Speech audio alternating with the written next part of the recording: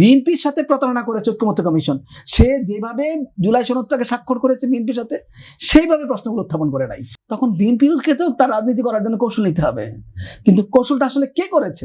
কৌশলটা আসলে মূলত করেছে প্রথমে গত সরকার। চারটা বিষয় এখানে আছে। আপনি দেখেন জুলাই ঘোষণা, জুলাই সনদ, জুলাই সনদকে কেন্দ্র করে যে সকল অধ্যাদেশগুলো জারি হয়েছে, গণভোট এবং জুলাই সনদ আদেশ বাস্তবায়ন, এই যে 5টা-6টা ব্যাপার।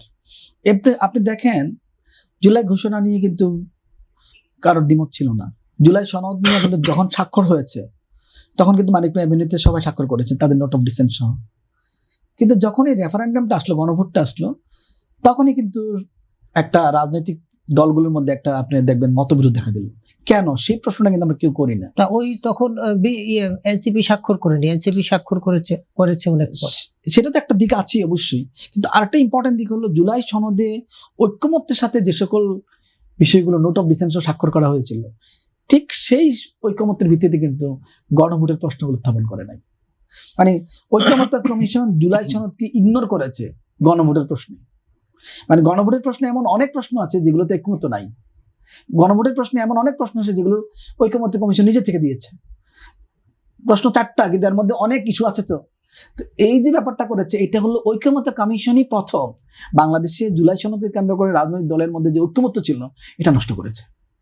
তখন থেকে কিন্তু ডিভিশন তৈরি হয়েছে। আজকে জুলাইয়ের যারা যে সকল রাজনৈতিক দলগুলো সবাই তো জুলাইকে অনুকরণ করছে, যারা এখন ক্ষমতায় আছে, বিরোধী দলে আছে, তারা একে অপরের কাদা চুরি করছে। কিন্তু তাদের এই যে মতপার্থক্যটা, মতবিরোধটা তৈরি করার পিছনে প্রধান দায় তারা না, ঐক্যমত্য কমিশন। তো এখন তারা আসলে আলাপ করা দরকার।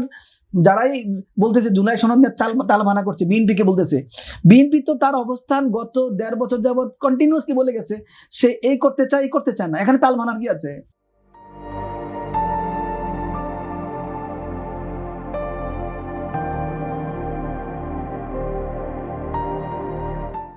বিএনপির সাথে প্রতারণা করেছে ঐক্যমত্য কমিশন। সে যেভাবে জুলাই সনদটাকে স্বাক্ষর করেছে বিএনপির সাথে, সেইভাবে প্রশ্নগুলো উত্থাপন করে নাই, না করে নিজের প্রশ্ন নিয়ে আসছে। এনে বিএনপিকে তারা বিএনপিকে জোর করে, বিএনপিকে ইনডাইরেক্টলি যারা ক্ষমতা আসবে তাদেরকে, যারা পক্ষে আছে তাদের সমস্যা নাই, কিন্তু বিএনপি তো অনেকগুলো ইস্যুতে নোট অফ ডিসেন্ট ছিল যেগুলো প্রশ্নে আছে, সেগুলো বিএনপি দিকে দিয়ে জোর করে বাস্তবায়ন করার একটা অভিপ্রায় ছিল। কিন্তু কেন রাজনৈতিক দলগুলোর ঐক্যমত্যের বাইরে গিয়ে ঐক্যমত্য কমিশনের এমন কি প্রয়োজন আছে যেগুলো এমন করার? আচ্ছা, মানুষের ডিমান্ড থাকতে পারে, কিন্তু ঐক্যমত্য দোষ ছিল না। এ চেয়েছে এটা, ও চেয়েছে ওইটা।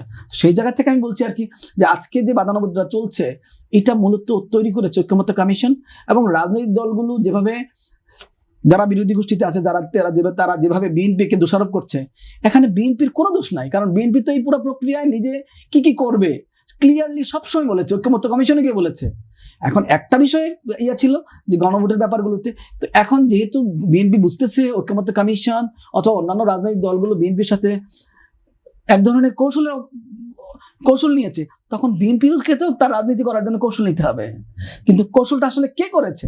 কৌশলটা আসলে মূলত করেছে প্রথমে গত সরকার, অন্তর্বর্তী সরকার এবং ঐক্যমত্য কমিশন, এবং বিএনপিকে একটা ব্যাকফুটে ফেলে দিয়েছে। আজকে বিএনপির বিরুদ্ধে অভিযোগ করা সঠিক না।